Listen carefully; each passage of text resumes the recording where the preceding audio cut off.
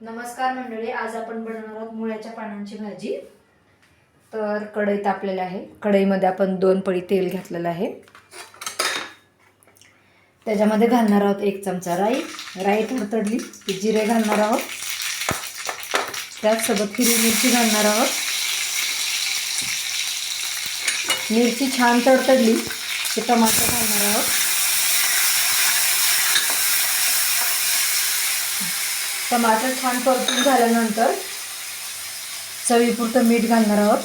थोडीशी लाल मिरची, थोडीशी हळद आणि ही बारीक चिरून मुळ्याच्या पानांची भाजी घेतलेली आहे। ती स्वच्छ धुवून घेतलेली आहे। आता तेलासोबत ती पण परतून घ्यायची आहे।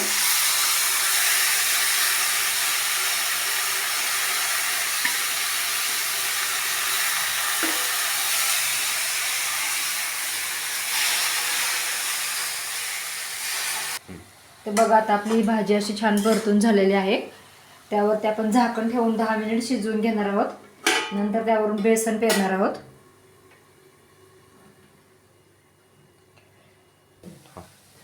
तर बघा, आता आपली भाजी छान परतून झालेली आहे।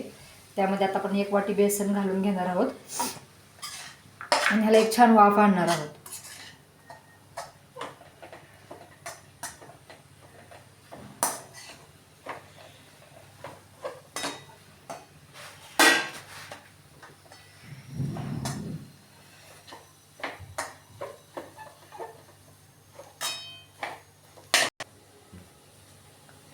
तर बघा, आता अशी आपली छान मोकळी भाजी तयार झालेली आहे।